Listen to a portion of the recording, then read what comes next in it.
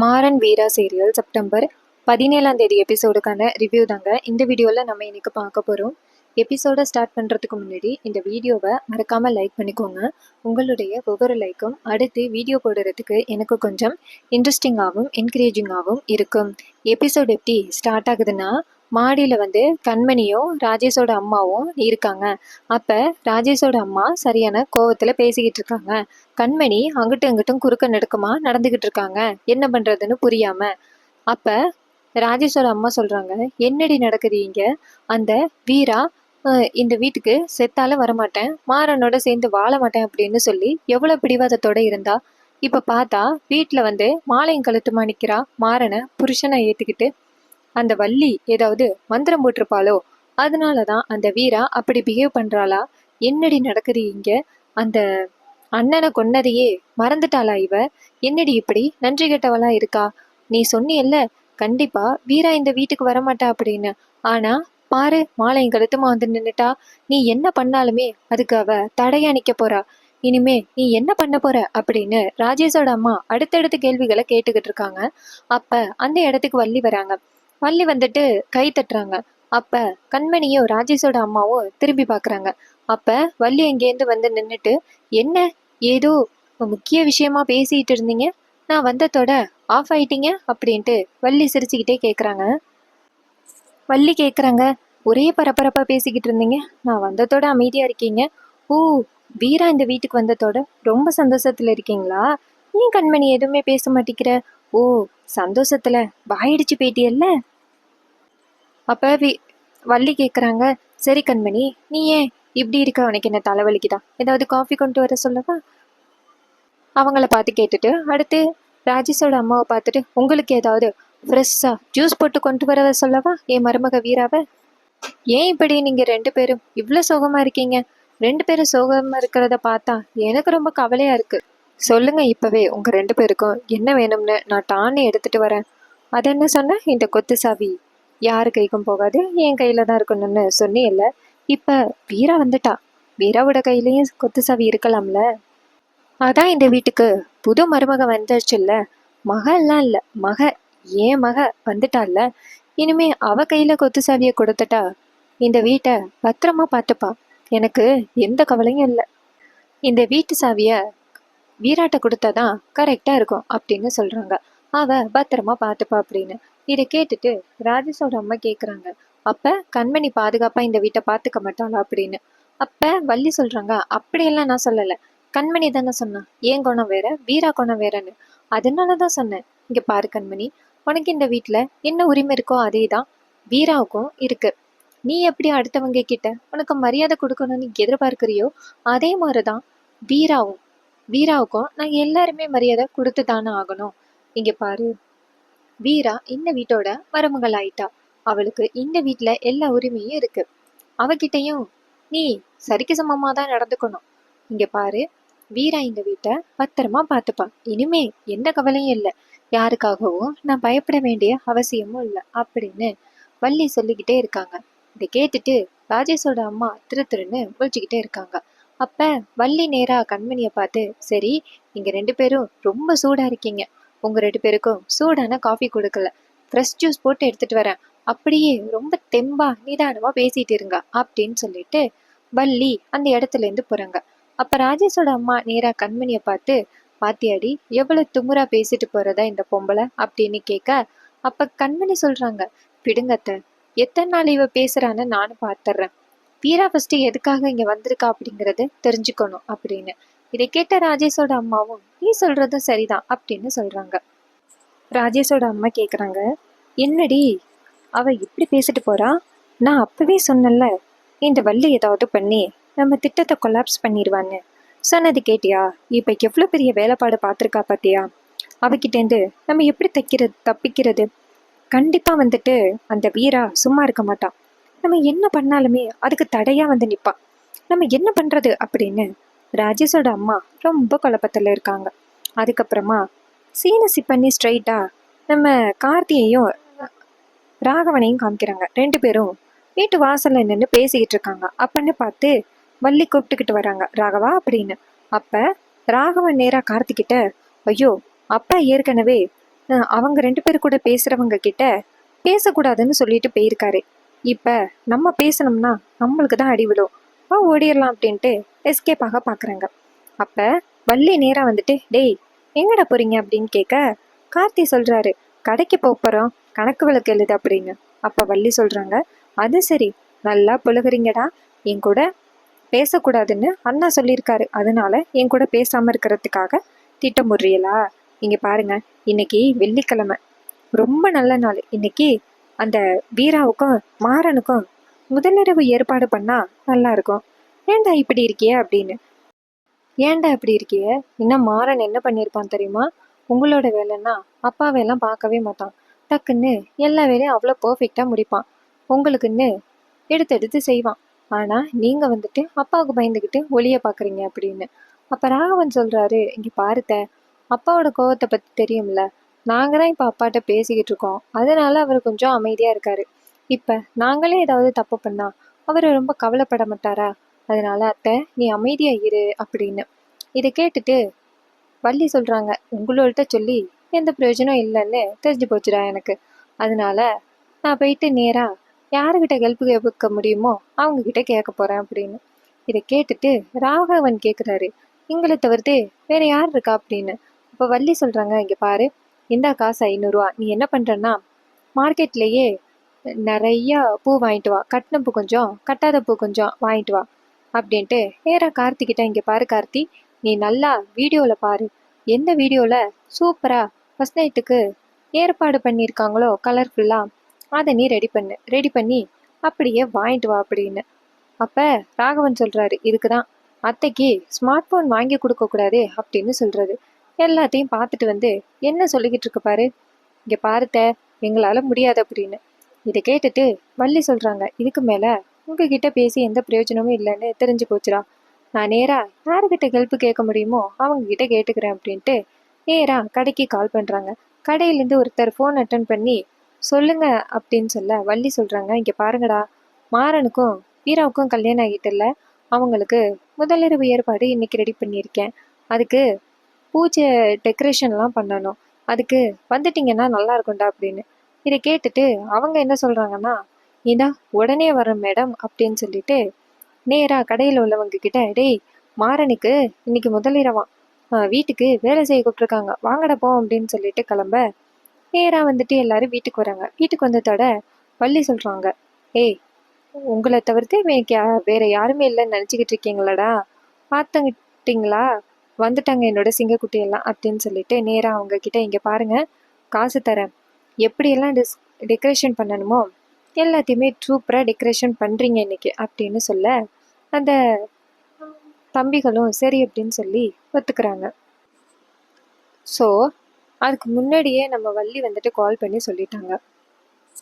அப்பன்னு பார்த்து மாறன் வெளியில வராரு. வெளியில வந்துட்டு ஒரே யோசனையா இருக்காரு. எப்பா என்ன வெயில் அப்படின்னு சொல்லி பேசிக்கிட்டு வராரு.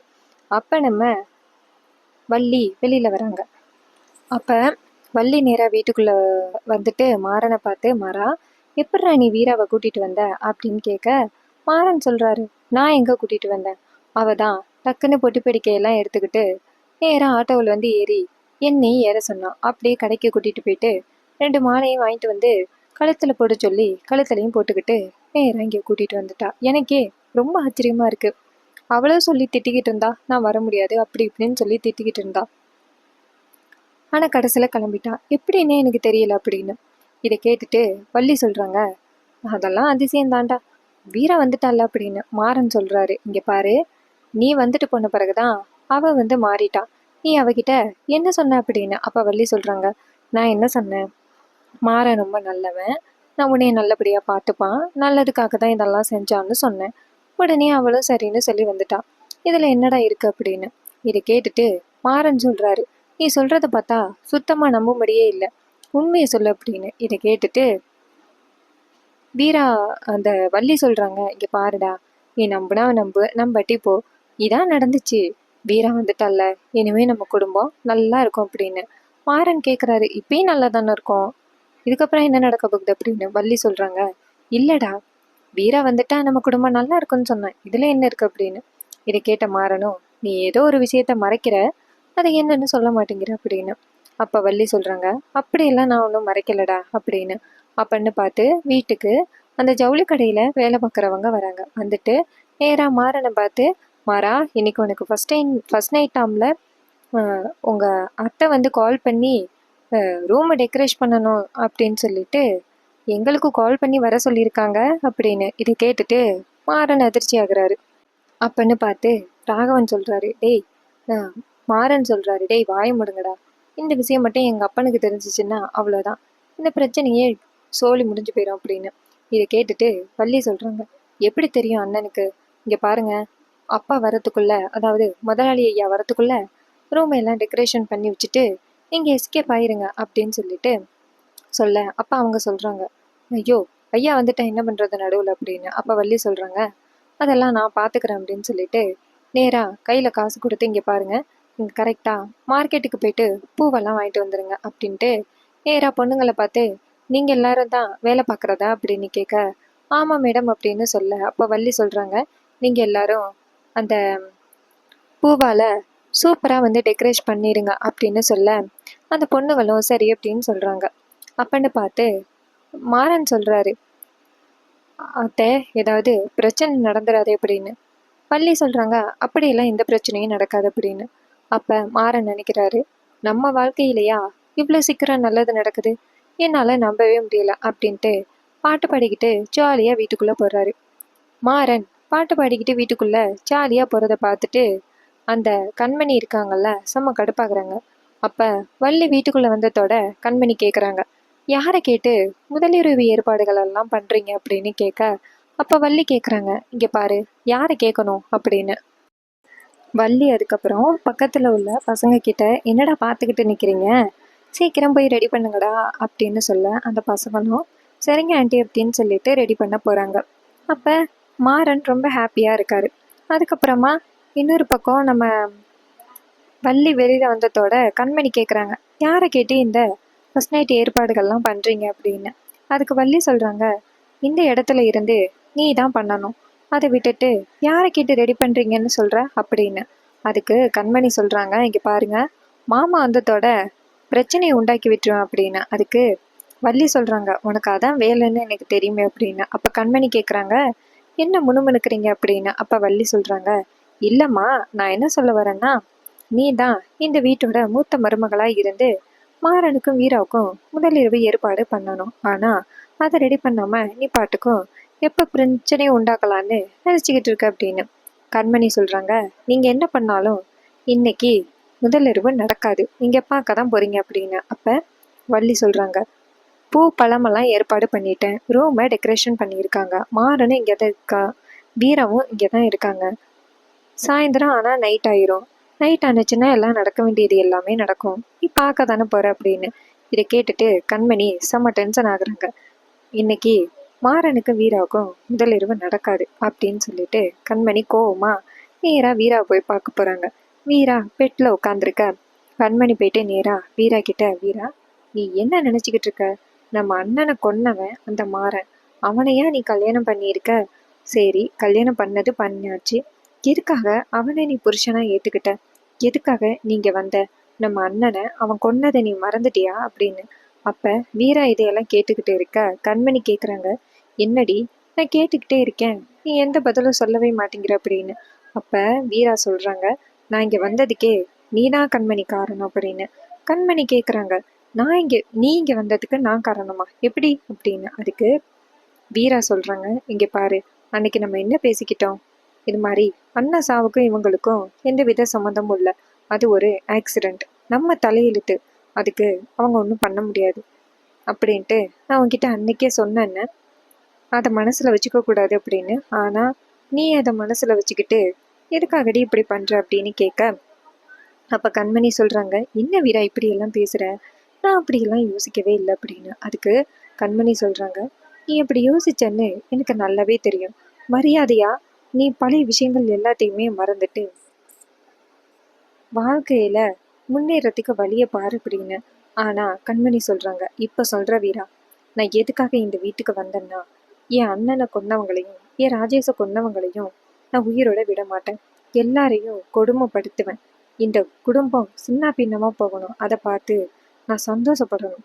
நம்ம எப்படி வருத்தப்பட்டு உட்காந்துருந்தோம் அதே மாதிரி இந்த குடும்பத்தில் உள்ள ஒவ்வொருத்தரும் வருத்தப்பட்டு மூளையில் உட்காந்துருக்கணும். அதை பார்த்தாதான் என் மனசு ஆறும் அப்படின்னு சொல்கிறாங்க. இதை கேட்டதோட வீரா நேரா கண்மணியை பார்த்து, இந்த குடும்பத்தை ஒன்றுமே இல்லாமல் ஆக்கணும்னு உன் ஆசை, ஆனால் கண்டிப்பாக நான் விட மாட்டேன். நான் இருக்கிற வரைக்கும் உன்னால இந்த குடும்பத்தை ஒன்றும் பண்ண முடியாது அப்படின்னு சொல்லிட்டு சவால் விடுறாங்க நம்ம வீரா. அப்போ கண்மணி சொல்கிறாங்க, என்ன வீரா, எனக்கு எதிராக இருக்கியா? அண்ணனுக்கு தெரிஞ்சிச்சுன்னா என்ன ஆகும்னு தெரியும்ல அப்படின்னு. அப்போ வீரா சொல்கிறாங்க, அண்ணன் உயிரோட இருந்திருந்தா கண்டிப்பாக ஏன் முடிவை தான் எடுத்திருப்பான். நீ இந்த மாதிரி பண்ணுறது ரொம்ப தப்பு அப்படின்னு கண்மணி சொல்கிறாங்க. என்னால் முடியாது வீரா. என் அண்ணனையும் என் ராஜேஷையும் கொன்னவனை நான் சும்மா விட மாட்டேன். நான் பழி வாங்கியே தீருவேன் அப்படின்னு சொல்லிட்டு கண்மணி அந்த இடத்துலேருந்து போகிறாங்க. இதை கேட்டுட்டு வீராவுக்கு அதிர்ச்சி. இவ என்ன இப்படி பேசுகிறா?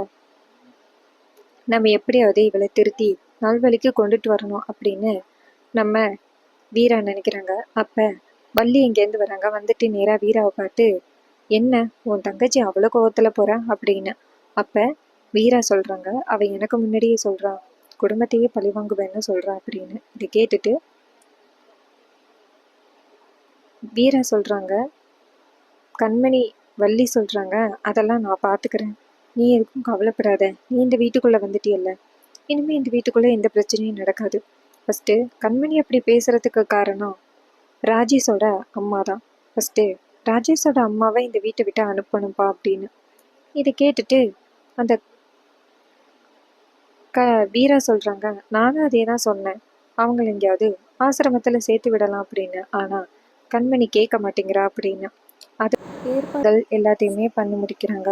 அந்த நேரம் பார்த்து நம்ம வள்ளி வந்துட்டு நேராக வீரா கிட்ட போயிட்டு, இங்கே பாரு, நீ வந்துட்டு கிளம்பு அப்படின்னு சொல்ல. அப்போ வீரா சொல்கிறாங்க, இதெல்லாம் எதுக்காக பண்ணுறீங்க அப்படின்னு. அப்போ கண்மணி இங்கேருந்து வந்துட்டு, நான் அப்பவே சொன்னேன் வீரா, இவங்க தான் கேட்கவே இல்லை அப்படின்னு.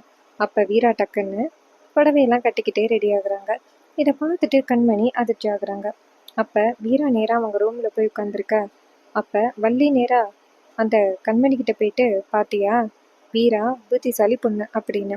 அப்பன்னு பார்த்து மாறன் ரூமுக்குள்ளே வரும் பொழுது அப்போ வீரா கேட்குறாங்க, என்ன பழசெல்லாம் மறந்துட்டு உன்னை ஏற்றுக்கிட்டேன்னு நினச்சிக்கிட்டு இருக்கியா? நம்ம வெளியில் மட்டும்தான் சந்தோஷமாக இருக்க மாதிரி நடிக்க போகிறோம், வீட்டுக்குள்ளே கிடையாது அப்படின்னு.